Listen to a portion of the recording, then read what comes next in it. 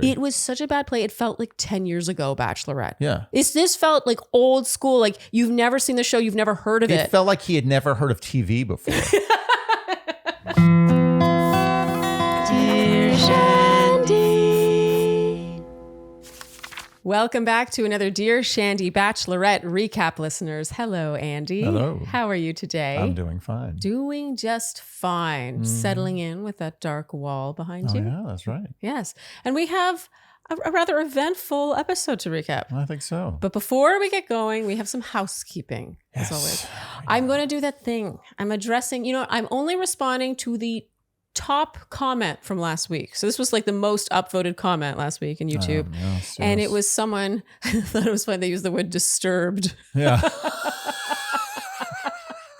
She was like, I'm disturbed at your subscriber number. She was disturbed specifically that we don't have 100,000 subscribers. Which was really sweet. Yeah, we have, I think, at the time of this recording, 29.6 thousand? I think 7. Oh, really? Yeah. Did we just go up? Yeah. And I just thought that was so cute. She was disturbed that we didn't have more subscribers.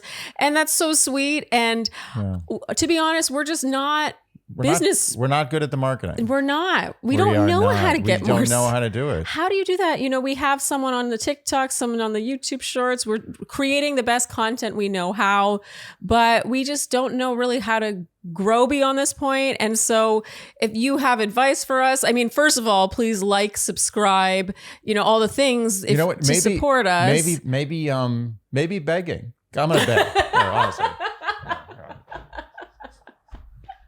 And please subscribe. No, Andy. No, it's okay. It's okay. Oh, really? It's okay. Please like, subscribe. Please leave Apple Podcast reviews. They can't hear you. You're not at the mic.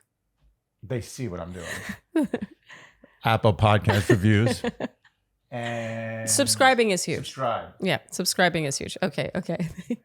I don't know. That looked more like praying. Yeah, it's very touching, honestly, that was the top comment, but it's sort of like an echo chamber. I don't really know how to change that. Yeah. So if this is their area of expertise and you have advice for us, let us know. Because I feel like we put our all into the content, but we don't know how to put our all into marketing. Yeah. Basically. Yes. We know how to put not our all into marketing. Yeah. We know very well how to put not our all into it. In fact, I would say like our shame prevents us from putting anything more into shame and marketing don't mix well. No. Like oil and water. They really, really don't. So we were touched by that comment, that top comment. Sorry for disturbing you. Well, I mean, it was heartwarming, but also sad. Yes. It's sad. I feel like we're a victim. It was bittersweet for sure. Do we have any other housekeeping before we get going? Ooh, that was, getting on your knees and then getting back up to a sitting position takes a lot of energy. I know that this is a thing for you because we once went to a workout class where there was a lot of getting up and down. And you were like, I'm never going back. I'm not good at getting up and down. Yeah. I do a lot of things. Upper body, great. Lower body, very poor. See, as a woman, my lower body is my strength. Yeah. Yeah. You do have a very strong haunch. Yeah, I mean, if of all the things that could be strong, I'm okay with that. Yeah, no, I think it's great. To have a butt and like thighs that can do stuff, I'm like, yeah, you know what? This is pretty useful. That's the most useful thing. I feel that way about my hands too. Look at Tyrannosaurus Rex. You think he cared about his arms or his upper body? He definitely did not. Or she. The she was actually worse. The she was the real killer. The she Tyrannosaurus Rex? Yeah, the he Tyrannosaurus Rex. I don't think he did that much. Like it's kind of like a lion. Like if there was real trouble at the nest, he would do something, but otherwise I don't think he did anything. Was there a T-Rex nest? Yeah, it's like a little... Did they couple up? Yeah, T-Rex had little babies and there was a but nest. did they parent together or did the male just like sire? Okay, you're really pushing a little too deep into my T-Rex knowledge. Oh, okay. Well, shall we get going? Yeah, okay. Let's do it. I'm sure someone will tell you or tell us because I'm curious. You have me wondering now, were T-Rexes doting parents? You know what? I think they were. I bet they even like cuddled and like nuzzled each other. Okay, so with episode 2, we pick up in Melbourne, or as they say, Melbourne. Melbourne. I don't know. I feel weird saying Melbourne.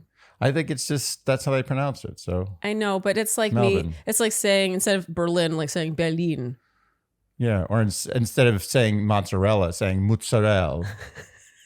I don't like when people do that. Yeah, all I'm saying is that I have a hard time saying Melbourne, so I'm going to be saying Melbourne throughout this I'm recap. okay with that. Okay, so we have our first group date immediately with Sam and Marvin, Brian, Jonathan, Aaron, Grant, Jeremy, and Devin.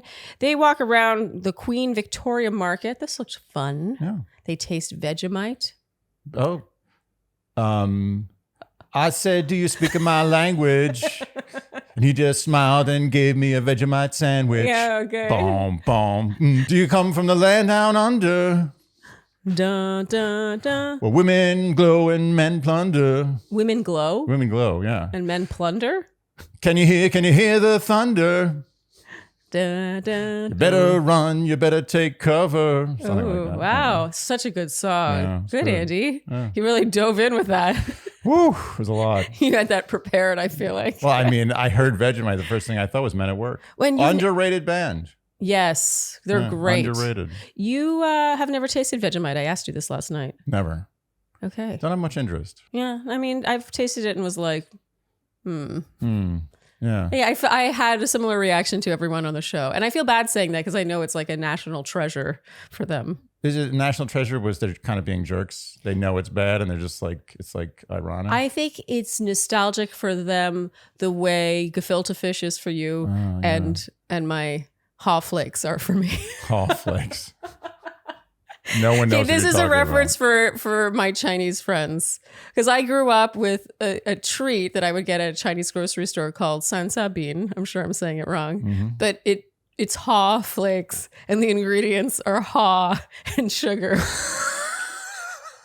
And I still don't know what haw is, but I love them. And when I had you taste them, you were like, this is disgusting. Yeah. And that's how I feel about gefilte fish. And that's how we feel about Vegemite. But if you're Australian, I guess Vegemite's delicious. Vegemite is delicious if you start eating it when you were 0. They have, kangaroo balls. Let's discuss the kangaroo balls. I really wish we hadn't seen that. Was this I think real? it was kangaroo balls. At first I was like, no, I was kind of in denial. Yeah. But now that I think about it, I think it was probably kangaroo balls. They really looked more like meatballs. Yeah, but I think they were... Were they testicles like ground into meatballs? Yeah, I think they were either ground or they were just non-ground, like au naturel, but I think they were actual kangaroo testicles. We have a tradition in Australia. This is some local whiskey, which I'm gonna pour in a shot glass with our national animal, kangaroo. The kangaroo. So another thing I have about Australia and kangaroos, like the idea, like he said, it's our national animal. Like, is it not weird to eat your national animal? Yeah, that is. Am really I weird? No, that is really weird. Like if I think Canada, like our national animal is the bald eagle. Imagine eating the bald eagle. And ours is the beaver. It's a great point. Are we going to be eating beaver? It's a great point. What are they doing? I mean, I will say though that the national animal of America, the bald eagle, is endangered. Okay. They've been doing well recently. I think we got them back up in numbers, but they're endangered, and I think the beaver is mildly endangered, or I actually have no idea. I just know millions and millions and millions of beavers. We have like beaver tails, but that's like just a play on words. It's not actually, you're not eating beaver. A lot of people think you are, but you're not. Yeah. I can't imagine eating beaver. Well, my point is there are so many kangaroos in Australia. It's a problem. They're like a pest. So I think it's a little different. And they are kind of like a giant rodent, but very cute. Okay, so the big talking point here, of course, is Devin sneaking Jenn off for gelato. This gets a lot of attention. The guys are very annoyed, and they come upon a comedy club now, and of course are told they have 10 minutes to write jokes to then perform in front of an audience. This is basically my worst nightmare. Rough. I can't think of something worse than this. That's really rough. What's worse about it, what I was saying is that it would be better if they just did it off the top of their head. Yes. Because giving them 10 minthink means, now you're working on it. Yeah. So you have to work on something. So you better come up with something good. 10 minutes is just enough to come up with something terrible. Yeah. And I think it would be easier to come up with like a poem. Yeah. Or like lyrics to a song even. Like or a haiku. Yeah, exactly. I think to make jokes in 10 minutes. It's an impossible task. And of course, all the guys pounce on Devin. They roast him, unsurprisingly. And that brings us to the evening. Oh, do we want to quickly touch on Devin stealing her for gelato? I mean, it's all fair in Love and Bachelor, right? I mean, so what? Yeah, and I mean, did he just know about this gelato place where he was allowed to open the front of the gelato thing? He had Google Maps on him. Yeah. No, He's only part of the equation. So now in the evening, we have one-on-one time with first Jonathan. We learned that he had an ugly duckling phase, and he's had a relatively recent glow up. Yeah. And Jenn says the same with her, and he says, "Oh, when did you change?" And she was like yesterday. I thought that was really cute. Yeah. And Grant now. But what about the fun socks? Oh, okay. Sorry. He So, was wearing, he's going to gloss over the fun socks? He was wearing fun socks. And now Grant, he asks what shaped her into the woman that she is. And she reveals now that she's been working since she was 14. Yeah. I was really impressed by this. She's basically like, I've hustled my whole life. And he says he wants a close family. He's ready. He's a man on a mission. And she seems to light up at Saying this. the right things. And then they joke about each other's last names, like taking each other's last names. And he's like, Grant Tran, I like that. And she's like, people are going to look at you like, that's not a Grant Tran. That was so funny. She is Jen funny. is funny. Jen is, I don't want to say pleasantly surprised because it's not like I thought she wouldn't be good, but we really didn't see She didn't really much. shine on Joey's season. Yeah, well, she was just sort of like bubbly. Yeah. And now she's like very funny. Like she said a couple of things in this episode that made me laugh out loud. Poised. And poised. Right? Yeah. And also good at giving like toasts and speeches. Yeah. Like she's able to do the sort of like scripted stuff, but also is off the cuff funny. I'm into Jenn as Bachelorette. That was very funny. That's not a Grant Tran. I mean, everyone knew what she meant. And the transition into a kiss here we have to talk about. So they're like laughing about that, and then they give each other this knowing look, and then they just descend on each other.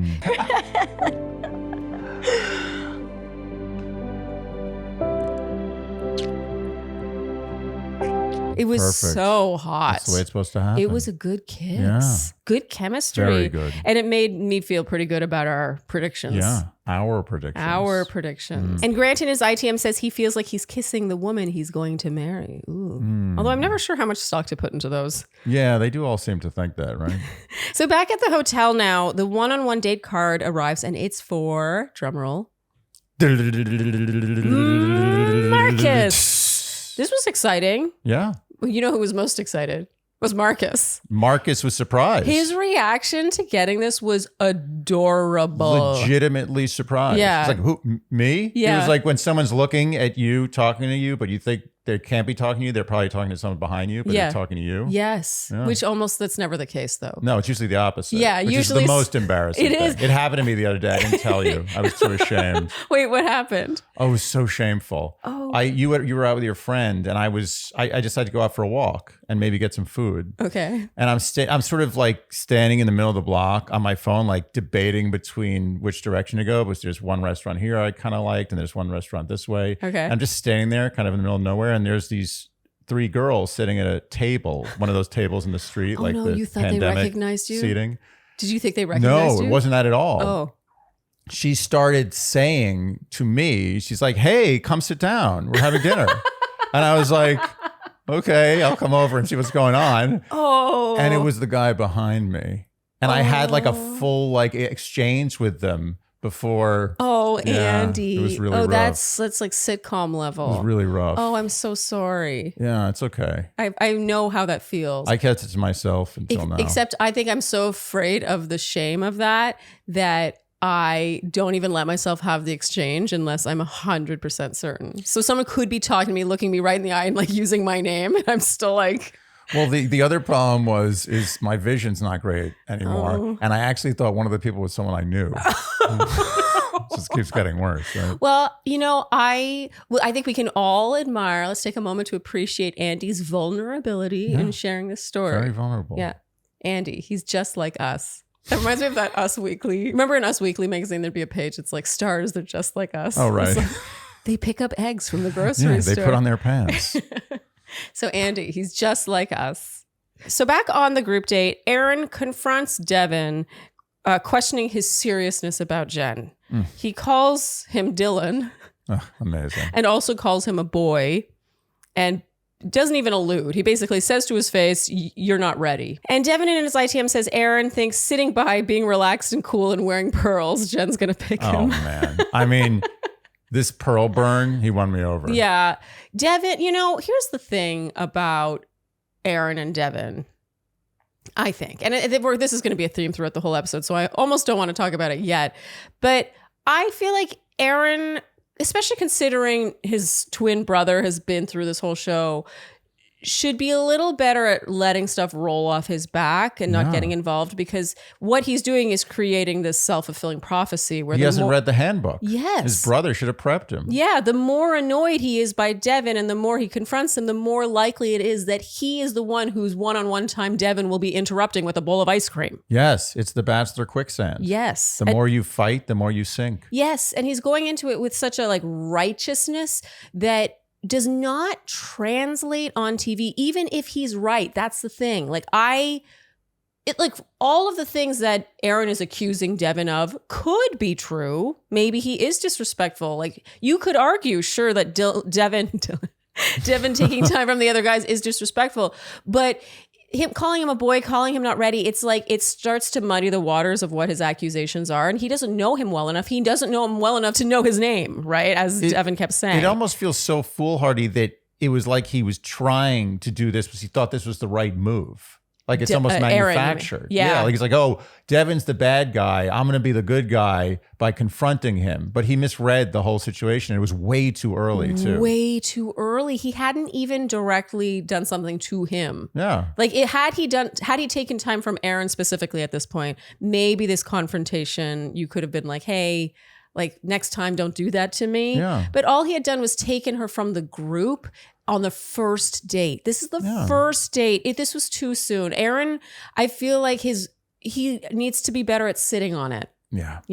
That's kind of like a maturing thing. And here's the thing is I think Aaron would argue he's more mature, but I think that there's a lot of maturity in sucking it up and not reacting. Agreed. And then, so Aaron now goes to his one-on-one time, and this is hilarious. And his voiceover heading into it, he's like, I don't want to get pulled into drama. He was the one that started that conversation. Stop pulling yourself into drama. Yeah, he is becoming the creator of the drama by being so bothered by Devin. Yeah. So Aaron in his one-on-one time says he's trying to respect everyone's time. That's literally the line being uttered when Devin interrupts with ice cream. He's basically pummeling Jenn with gelato and ice cream. I would like to think that was Devin's idea. I'm sure obviously production had to do that. It wasn't like he went out and got it, but I think this might have been his idea. I don't know, I'm trying to respect everyone's time and Can I come in here? Oh. Jenn is into it. No. She calls Devin fun to his face. I mean, I do think he's fun. I think he's fun. I wonder if people are going to disagree with us, because I can see people thinking Devin is the bad guy, the villain here. They're certainly trying to suggest that. And look, I am never team guy who always steals the girl from other guys and steals extra time, disrespects the other guys and all that stuff. But this is the Bachelorette, and there's always someone who's going to do that. And I really think it comes down to how you react to it. Yeah. You're the one who turns it into a thing. This is a competition. I always feel like when people confront people for making game moves, it's like poor sportsmanship. Yeah, you could argue that making those poor game moves in the first place was poor sportsmanship. But you say poor game moves. It's what's poor about it? It's a game move. That's the definition of game. No, it's to make the move that gives you the advantage. It's a game. I mean, this is a competition, is it not? No, you're right. But I maintain that it's how you react. It's sort of how, I'm going to reference the episode we had recently with Dave Neal, where he was like, do you want to live in a friendly or unfriendly world? Because you will make the world what you think it is. True. So if you look at everyone through a friendly, benefit of the doubt, seeing the best in people, you're going to see the best in people, and vice versa. And so I feel like them all reacting to Devin in this, he's disrespecting us, he's taking from us, he's this. They're creating that reality by their reaction, because there are producers who are like, sweet, let's do more of that. Of course. Yeah. It's a self-fulfilling prophecy. And along those same lines, I find that every time someone comes after an ostensible villain, and then they themselves look a little bit like a villain in doing so, you know that person that they came after is not the villain. Yeah. Well, I felt Aaron, this wasn't his finest. Yeah. Devin is a false flag, not the villain. Ching, ding, ding, AG1. is gonna make your day bright. AG1, don't put up a fight.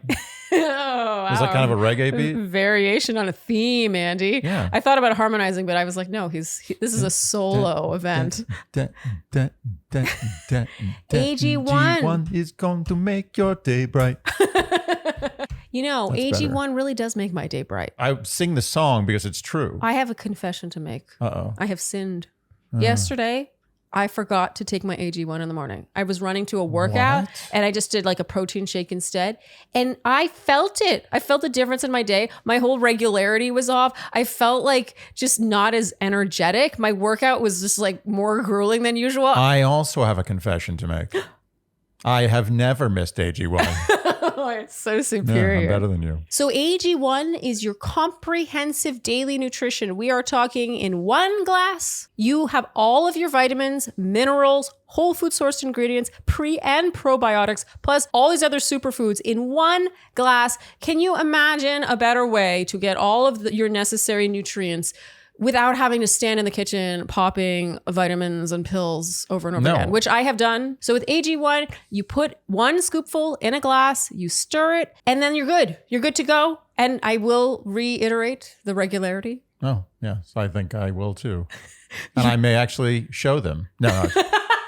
So it's easy and oh so satisfying to start your journey with AG1. Try AG1 and get a free 1-year supply of vitamin D3, K2 plus 5 free travel packs with your first purchase when you go to drinkag1.com/dearshandy. That's drinkag1.com/dearshandy. So Andy, I am reaching an era in my life where I feel like I could use more assistance. I feel like I could use someone in my corner, like keeping track of my schedule, just helping me look after myself. And I feel like that's why Rocket Money is so perfect, because it is the assistance you need in the finance world. And you know what? I think of all the assistances that people need, finance is top 3. Oh, 100%, especially in a time where we have lost track of all the ways we're spending money, all the subscriptions, all the like auto pays, all the things just bleeding out of our bank accounts.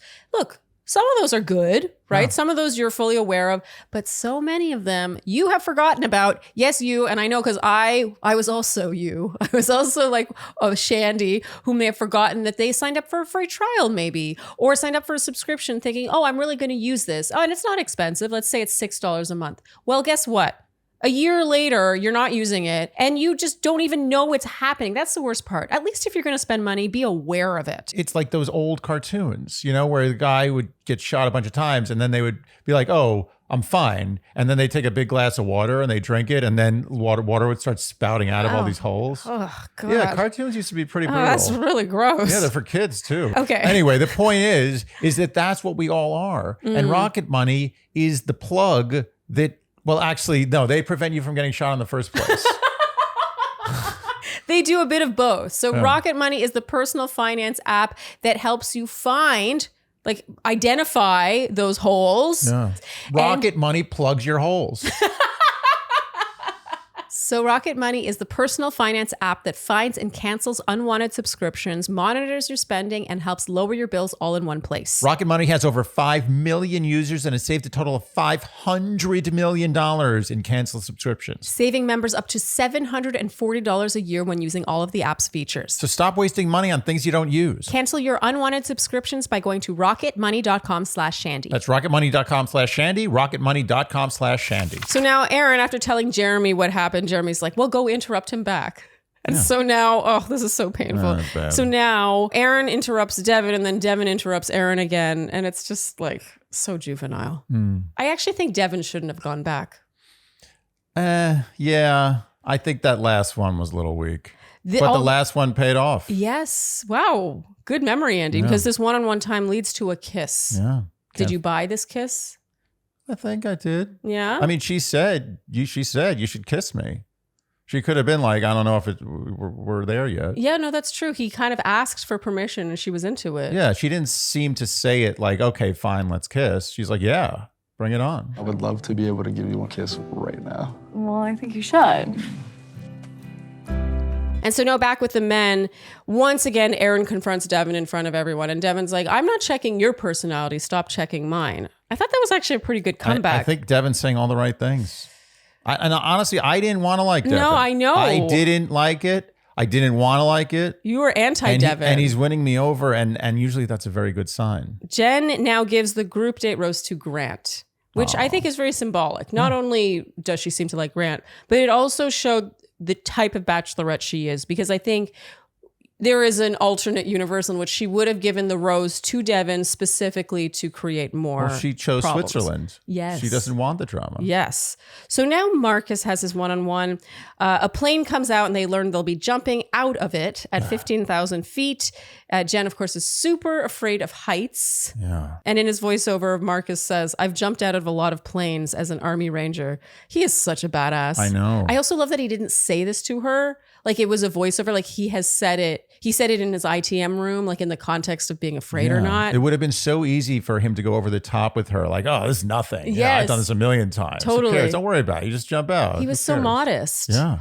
He's so classy. Yeah. So they do jump out, and Andy, you who are very afraid of heights, would you say heights are your do not like heights. heights are your thing? Heights are my thing. Yeah. Okay. You said that if someone were strapped to you the way people were strapped to them, you'd be okay with it. Yeah. If someone's in control of me, like I have no control, like I'm not the one actually taking the step. Yeah. I feel much better about it. Also, it's a professional. It's not like it's just some random guy. Can we talk about those professionals? They look like they love their jobs. Oh, it's the best job. If you like to do that, it's amazing. You're just jumping out of planes. You're basically, every time you go to work, you're changing someone's life. You're giving them one of the most exciting, memorable experiences of their entire life. It's different if you're like, it's a tour guide at something on an island. Totally. And you're like, oh, look at these trees and there's a volcano in the distance. It's nice. Yeah. It's beautiful. But they're like, oh my God, I skydived. Yeah. That's the thing. Skydove. I skydove. It's definitely dived. I don't know. Yeah, but it also, if you just love that sensation, like it is really thrilling. Like I swear, I know we were supposed to be looking at Jen and Marcus in those like GoPro shots, but I was looking at the men behind them, and they were like, me too. Me too. Because everyone jumping for the first time looks the same. They're all just like, "Wah!" Yeah. But they were just like, you saw them, they were smiling the whole time. I wanted to know their stories. Like what brought them to this? Like how did they get to do this? Do you think there comes a point where you're a skydive instructor where it just becomes like going to the office and the guy in the back just has this sort of a frown on his face while they're skydiving? Well, in that person then is just going to feel that way about anything. Do you think there are like lifelong, like career skydiving instructors where that's it from like 25 to like 60? That's all they do? Do you think you can do that at 60? Sure. Are you kidding? George H.W. Bush dove out of a plane at 90. He did it every birthday. He did it. Like that was his birthday thing. He dove out of a plane. Alone? Yeah. Or with someone. I don't know. One of the two. Who cares? He's 90. He's going out of a plane. Oh, that's cool. What makes you not be able to dive out of a plane? I was more. You don't have to do anything. You don't have to use any of your muscles. I was thinking more the impact of like when you hit the ground, you really have to have your legs under you. Oh, that's a good point. Yeah, the ground part. Yeah, the ground part. Yeah, the ground part's where you hitting get the hurt. ground part. Yeah, you're right. It's probably not good to do it when you're old. In the evening now, they are in a stunning library. Jen says she feels calm and comfortable with him. And I love this. She points out how rare it is how well Marcus could read her needs on a first date. I thought this was so observant of her. It's such a lovely compliment to give.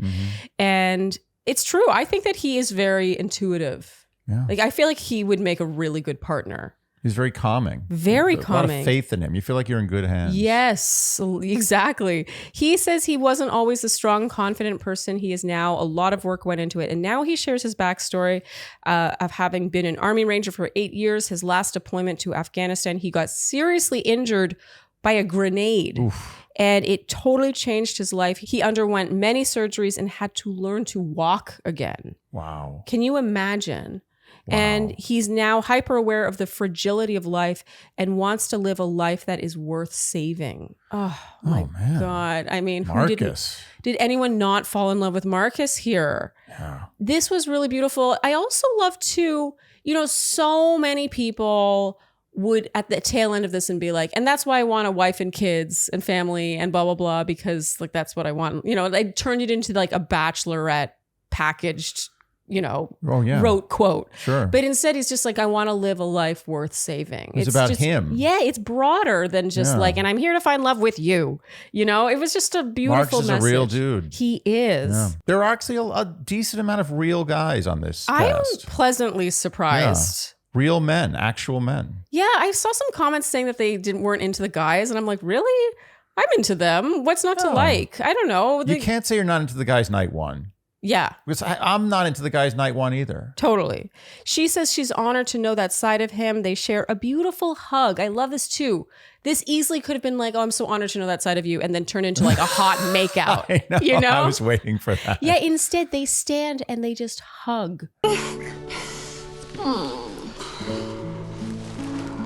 The process of sharing yourself is like super scary because you're kind of throwing your heart to the wind a little bit. It was beautiful. It was twice. There were 2 hugs without a kiss. 2 hugs. And you knew that the kiss was coming. Yes. He wasn't worried about it. He wasn't like, oh, I should kiss now because this is maybe my last chance. Yeah. I don't want to waste it on a hug. It was so respectful. Yeah. It was like, there was just a moment of intimacy without any sexuality there necessarily. should have not been any kiss after that story. That's not a kiss story. I agree. Yeah, it's weird if you kiss Well, after sometimes that. it does turn into a kiss story and without you realizing what happened. They do end up making out and they're kissing. Very solid. He's good at? The thing I always talk about.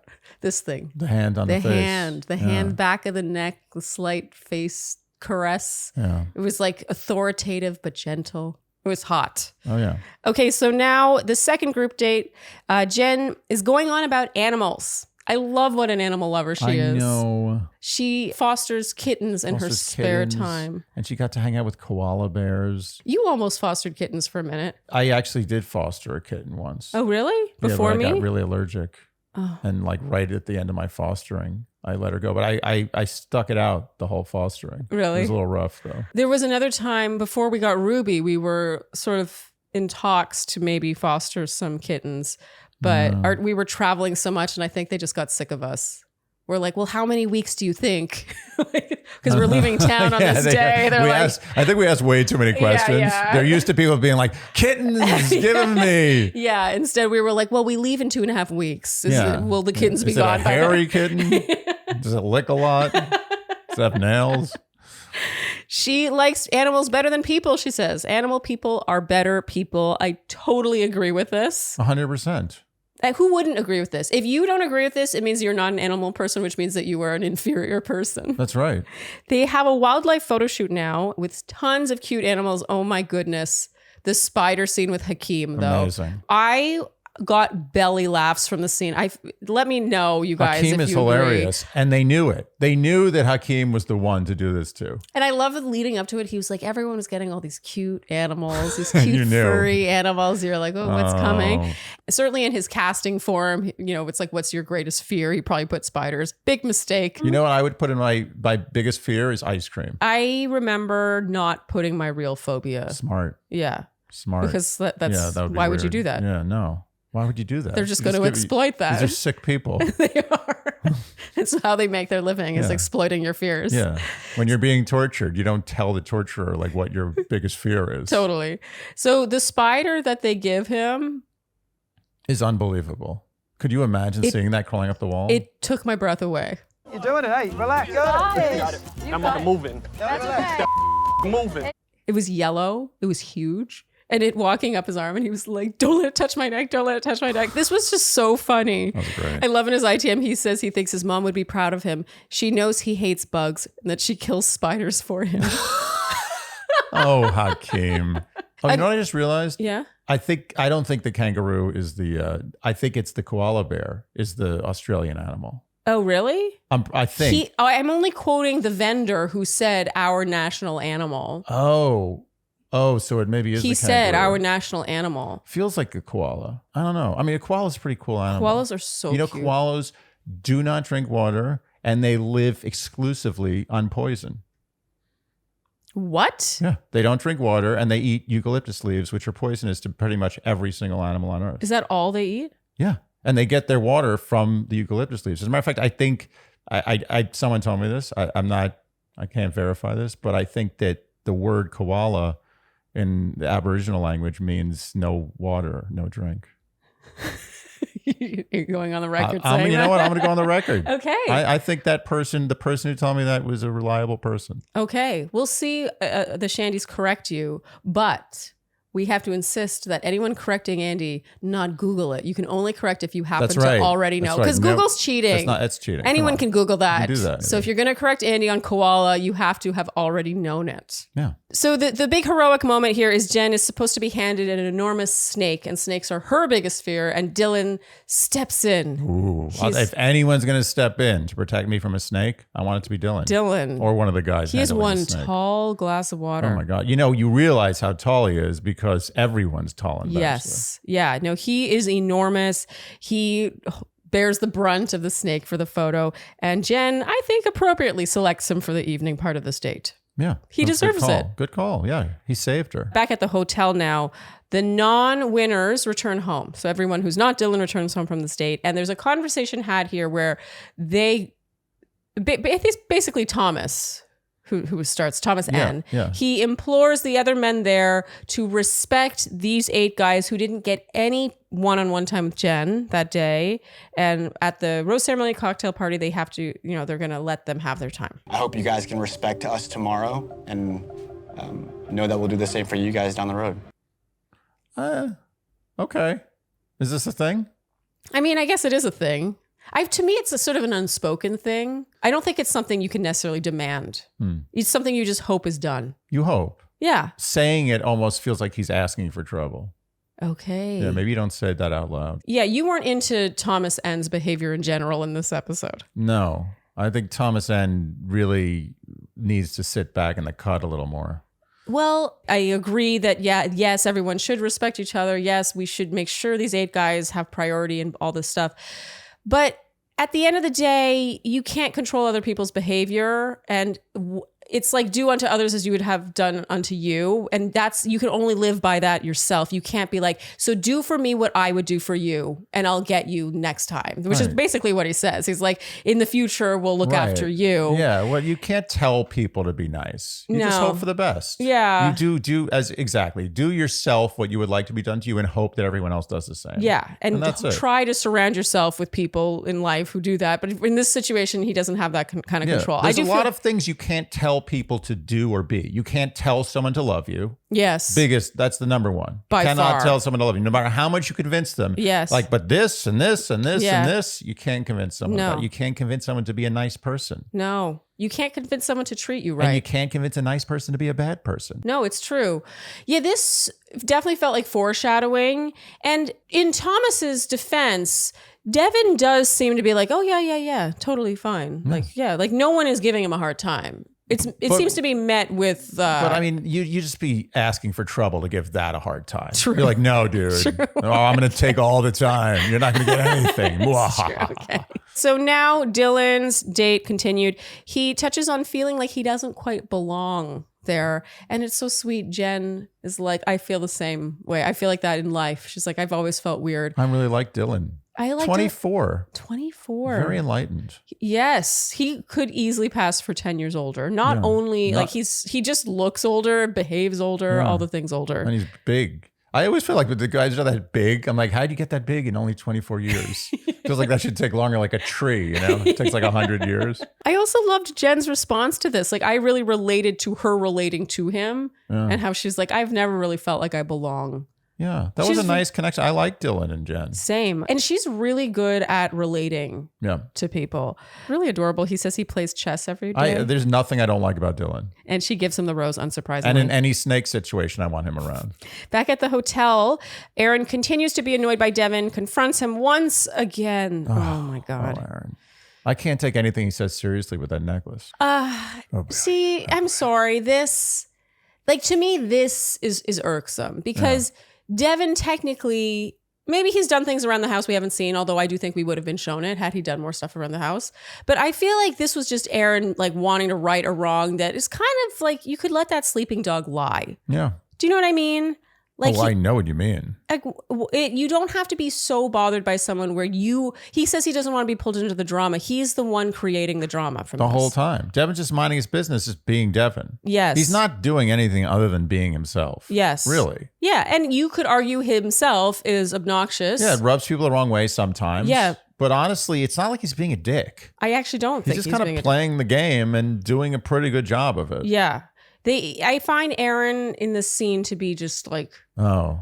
What was he doing? What's he thinking? so righteous. Did something happen between the two of them? Like, did he steal his toothbrush or something? Yeah, it felt like there was something else going on there. Yeah. Yeah. I think I think Aaron might want to jump Devin's bones. Yeah, he has a crush on Yeah. Devin. I think the sexual tension is really It is starting to feel a little sexual. boiling up over.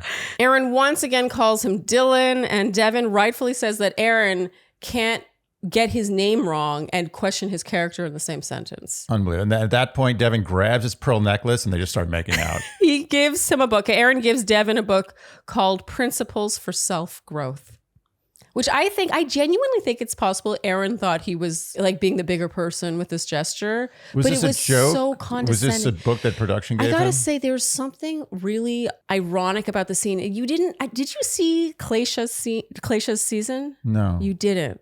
But there was a scene in it where Bennett, friend of the pod, we've had him. Yeah. It's funny. Actually, so is Noah. Noah's also a friend of the pod. But so they hated each other on their season. Oh, okay. And Bennett gave Noah, I think it was a book. You guys remind me. It was like something similar. And it was super condescending in how he did it. He gave it to him as like a gift. And Noah was like, don't talk to me like that. Like Bennett treated him like a little kid. Oh, wow. And I just think it's sort of ironic that Aaron, Noah's twin brother, is kind of doing that to Devin here. Oh. To me, I felt this was condescending. I don't know how this could be construed other than condescending. It was obviously condescending. It wasn't a serious gesture. Was it though? I don't No. know. I think in his ITM was like, I brought this book for myself. I'm reading this. Oh, so you believe it. So he did bring the book and he gave it to him. The book looked very new, I will say. There were no creases. It had arrived from Amazon that day to a producer's hotel suite. The reason why I feel like I could believe that Aaron meant it in that way is because I do feel that Aaron is very righteous and thinks that I think it's possible he perceived his actions here as being like correct. I don't know if I see him as being like, and now I'm going to do this passive aggressive thing. I think it's possible that when he's passive aggressive, he doesn't realize he's being passive aggressive. It feels like a sketch. It almost from feels, Aaron, yeah. It feels like it's written, like he's prepared this thing. Yeah. It doesn't feel like it could be real, but I actually think you might be right. I think it might be coming from a real place. I'm trying to think of another scene, another like exchange, maybe on Nick's season between Corinne and Taylor, where Taylor, who, she was studying to be, I think, a psychologist, and I think now she is a psychologist, but she would, talk to Corinne about emotional intelligence and all this stuff. And even though you could objectively say she was right, it's hard to do that with a peer and not be condescending. True. In this situation, they are peers. It's not really Aaron's place to be like, let's work on your growth. Yeah. In what situation does that end well? Yeah. Where Devin's like, oh, thanks, man. Yeah. Really appreciate that. You have to be a hell of a lot closer, and you certainly have to know each other's names. Yes. Step one. Yeah. Well, someone is glowing today. Yo, Andy, thank you, husband. Oh, I was talking about myself.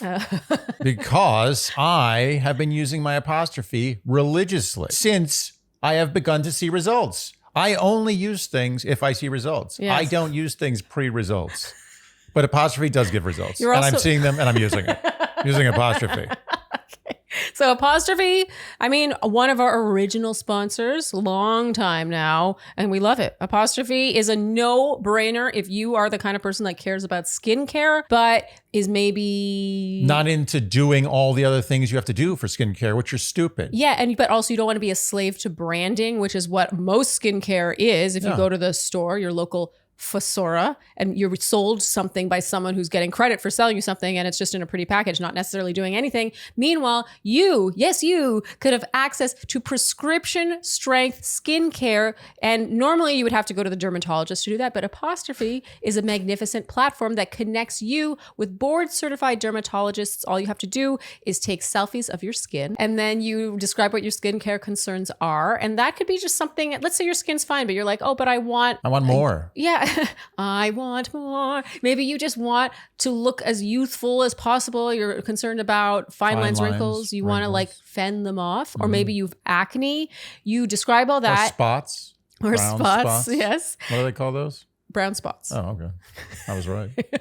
And then a board certified dermatologist will review your information and then prescribe you something. And we're talking both oral and topical. And then the best part of all, the pièce de résistance, Very nice pronunciation. it arrives to your door. It's shipped to your door. Those were all the stupid things I was talking about. Going to the doctor, making the appointments. Honestly, for me, going to the pharmacy to pick up a prescription at this point, it costs me soul. It You costs pay in me soul. soul. So we have a special deal for our listeners, the Shandies, right now. You can get your first visit with an Apostrophe provider for only $5 when you go to apostrophe.com/Shandy and enter promo code Shandy at checkout. That is a savings of $15, and this offer is only available to our listeners. To get started, just go to apostrophe.com/Shandy and click Get Started. Then use our code Shandy at sign up, and you'll get your first visit for only $5. And we thank Apostrophe for sponsoring this episode. So now that brings us to the rose ceremony cocktail party. We get Word Watch 1 immediately here. Jenn toasts to a hopeful journey. The toasts always have journeys. Devin does a bad thing now. So he, right after the toast, steals Jenn immediately. And this enrages the men, particularly Thomas N. Yeah. So do we think that this was a sign of disrespect, what Devin did here?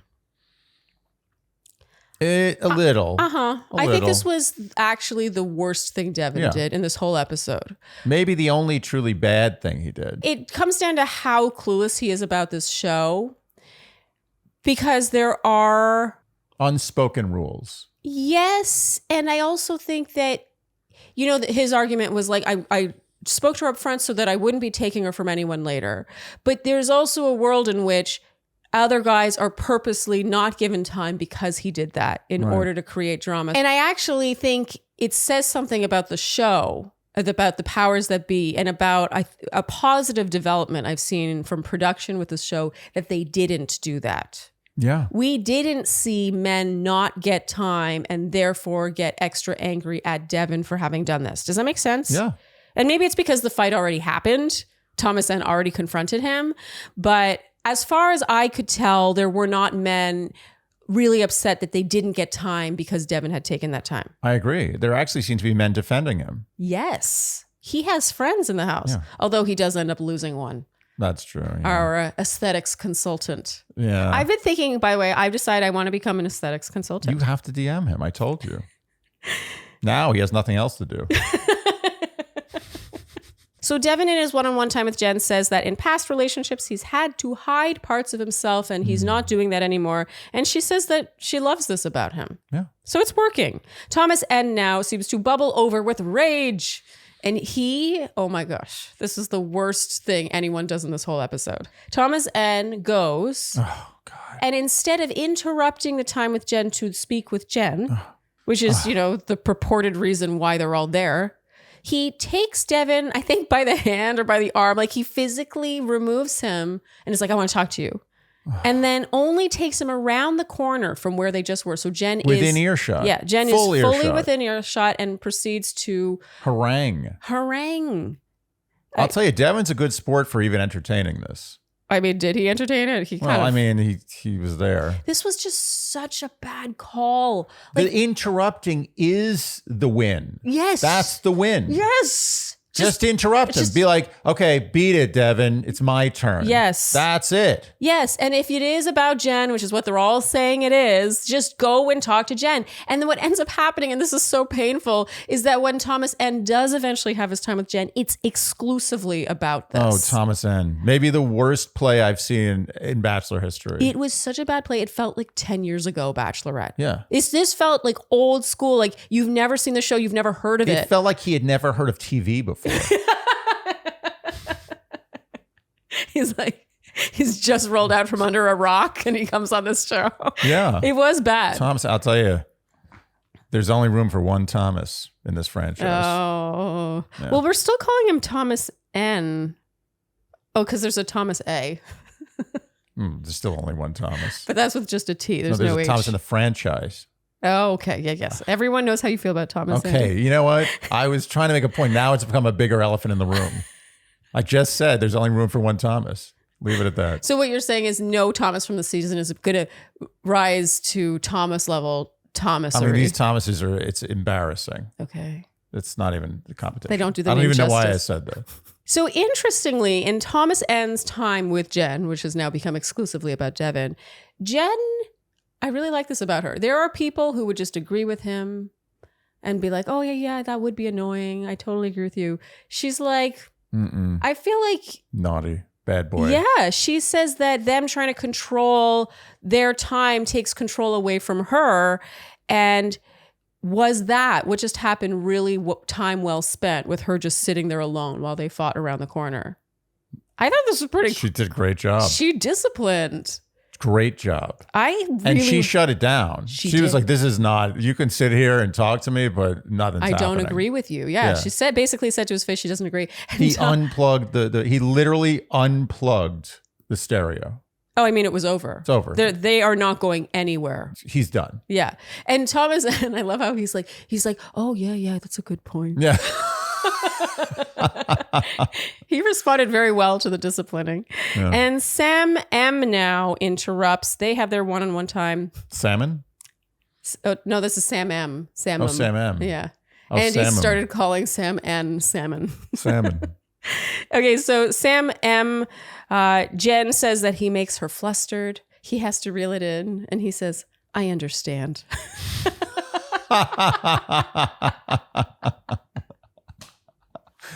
I mean, you know what? You know what that was? That was another version of "You're welcome." Totally. An inappropriate You're welcome. Yeah, I understand was not the correct reply to this. But it was funny. I understand. This was I my biggest understand laugh. The pain you must feel about how amazingly good looking I am. There's not a ton of conversation here, honestly. They almost immediately start making out again and cue the sultry music. No. But I was a little put off by the lack of conversation here. Me too. I actually, to be honest, kind of soured a little bit on Sam M. I felt like there wasn't a lot there that I may have tried to see in the first episode. Yeah, I mean, I agree with that. It's not like he rubbed me wrong. I just feel like they had such an extensive makeout in the first episode. I feel like more of an effort should have been made by both of them, but especially him, to make this more of a conversation. I think it's a very strong physical attraction. Yeah. I think they can't deal with it. Yeah. Especially Jenn. No. Yeah. Yeah, she's not interested in the conversation. But what's going to happen, I think, this was going to plateau of just being physical, and then she's going to start building actual substantial relationships with other guys who she also, and then that is going to buoy the physical connection with those guys, and it's going to surpass this, because this is just fluff. This is dessert. In the real world, I 100% agree with you. Yeah. But in Bachelor, I feel like since she's not allowed to consummate that physical attraction, it might stay pent up. And remain. Yeah, but there's only so much connection you can have with someone who you don't really know. Yeah, that's true. I don't know. This is sapiosexual in me talking. Okay, so now we get Word Watch 2. Jenn says, I need someone who trusts me and trusts this journey. Jonathan has some one-on-one time. This is mostly them agreeing on wanting the same things. They make out. And Spencer one-on-one time, similar. Not much of note here, but there is a kiss. So that puts them both on the map, Andy. Yeah. Of interest, I think, especially Spencer. Oh, yeah. Our wild The card. wildest wild card. And meanwhile, tensions reach a breaking point between Thomas and Devin. I do think Devin should have let this sleeping dog lie. So Thomas N is outside venting to Thomas A, and Devin comes out and is like, dude, what was up with that? Yeah. It's like, no, this is where he went too far. He lowered himself to Thomas's level. Yeah, I think that part of coming out on top is knowing when to quit and letting the other person flail. And Thomas N clearly was flailing, and Devin should have just been like, yeah. He should have like disappeared into the bushes. 100%. Yeah, this You're right. is not a good move. It's one bad move. Now we have a rose ceremony. Jenn at the top. I thought this, for some reason, this stood out to me as funny. She says, I know that my ferocious love is here, and that's what's driving my decisions tonight. Something about... Ferocious love TM. Yeah. I know that my ferocious love is here. There's just no emphasis on ferocious. No, it's got to be. I know my ferocious love. You can't use the word ferocious and it's not ferocious love. No. It can't become a phrase. No. It's got to be ferocious love. Correct. Thank you. Oh, I'm so glad that you saw that. I agree. So, Andy, that brings us to the end of the episode. I'm going to touch on fashion, not too much. Sure. Partly because... Uh-oh. Yeah. I'm not into much so far. I feel bad saying that. Yeah. So we're seeing a lot of like formal gowns and these sort of shawl, or like she wore that feather sleeve thing. There was a brown shawl with fur trim and like a gown. I just don't know what like period this is. In some ways it feels a little passé, like the rose ceremony dress with that brown fur trim shawl and her hair half up. I felt like that could have been like from the 90s, but not in like a cool, the 90s are back kind of way. It felt just kind of dated. Yeah, it aged her. I think that's what I'm feeling about her fashion so far, except for one look, and this was Marcus's one-on-one date during the day where she's wearing that purple crop top thing with the cargo pants. Like that didn't feel like it aged her. It also felt very 90s actually. Yeah. But I also just didn't like it that much. Like I understand the mixing and matching of like a sort of fuzzy crop top and like cargo pants. I don't know. It's just nothing's like coming together for me in a way where I'm like, oh, I want that. Oh, where is that from? No, like I'm with you. I feel it too. Like I thought it seemed like that dress, she had like 2 ungroomed poodles on her arms. So you're talking about the first group date evening look. Yeah, I didn't like it. Yeah, she was wearing that satin kind of, I don't know what shade that was. It wasn't quite orange. It wasn't quite gold. And she had that feather thing. Yeah. I feel the clothes, in my humble opinion, are wearing her. I feel bad saying that because maybe she did pick all these clothes and so maybe this is her taste. I haven't seen Jenn in the clothes. I've seen the clothes on Jenn. I agree. In my opinion. Okay, Andy, who is the winner of your A game? I got to give it to Devin. Oh, I'm shocked. Yeah, I was thinking about Grant. But Grant's was like safe. I'm shocked by this. Wow. Okay. You're giving A game to Devin. I don't know if I agree with that, actually. Why not? Well, because I think Devin, it's too early to cause this much commotion. He had too much game. This will cost him. I fault him for having too much game, but it was pretty good for the most part. Oh, I don't know if I really? Yeah, I think he's like a bull in a china shop. And I agree with, like, when guys are coming at him and his rebuttals, I agree with. Like, I think that people are coming at him a little too hard for what he's done, but I just don't think this is not gonna win him the game overall. This is too short term. Well, now I'm really curious to hear who you thought my A game should be. Charlene's A game. Should we have that segment? I would probably give it to Marcus or Grant, personally. To be honest, I forgot about the Marcus. I think I should have given it to Marcus. Okay, so you... Yeah, I forgot. I kind of forgot. Okay, so... I didn't put enough thought into A game. All right. Well, you know what the thing is? Okay, this is it. You're right. It is Marcus as the runner-up. Sorry, I screwed up. All right. Apologize. But Marcus's was more sincere. Yeah. Like, sometimes I don't understand exactly what A game is because it's game. So game is game. But you just last week, you were talking about how A game isn't just about game, like getting ahead. But sometimes it is also about game. It's very confusing. Okay, I can't keep track. But so it's Marcus. This is an asterisk. He had a game, Devin, and Marcus had A game. Sure. All right. I'll accept. That brings us to our word watch, Andy. There were 2 journeys and... Only 2 journeys. Yeah. And surprising. How many correct guesses? 117. Ooh.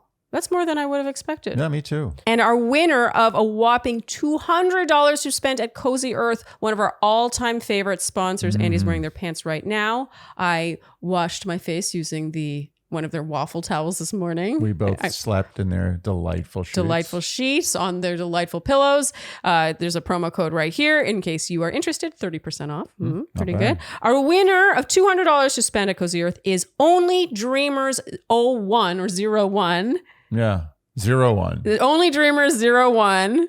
Congratulations. You are the winner. Please email us by this Friday at midnight to claim your prize. And Andy, what is the word for next week?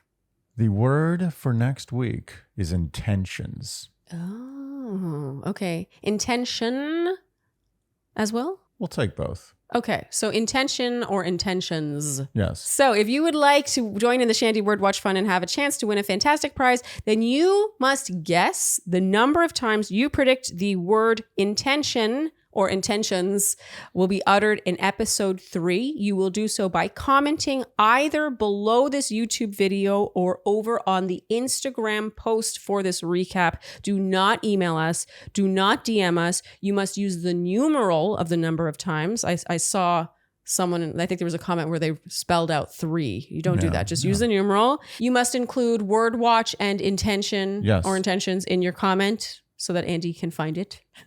And if you guess correctly, you will be entered in a draw, and then one name will be plucked, and that person will win a fantastic prize. I'll get to the prize in a second, but first, I have to remind you, we forgot to say this last week. We did.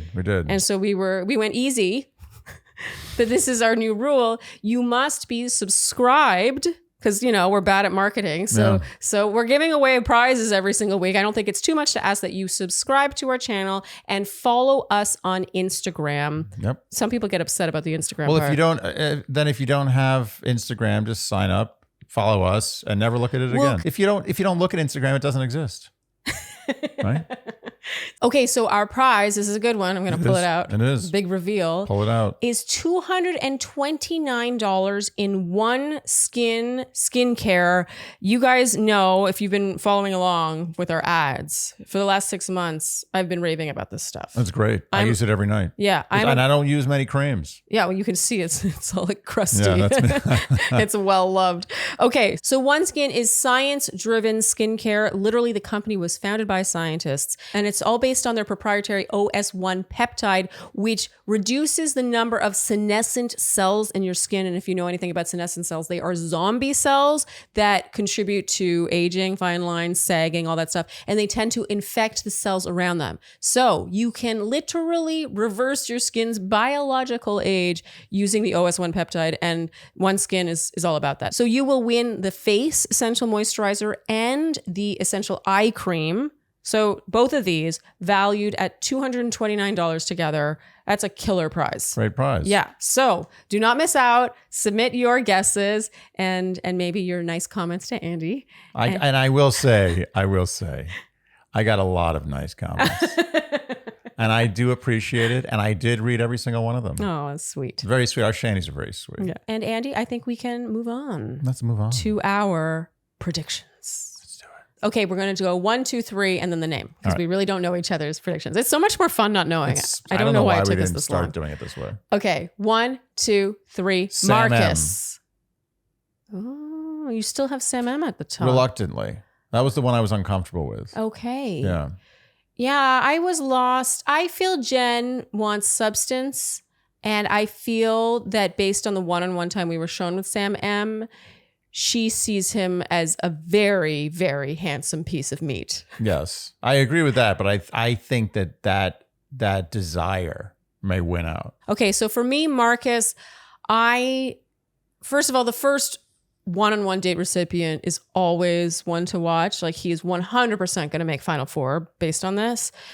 And also how kind of inconspicuous he was in the first episode. Now looking back, I'm kind of like, oh, I probably should have had him. Yeah. They got us again. But something about the look in her eye while he was telling his story, and then there are not one, but two hugs.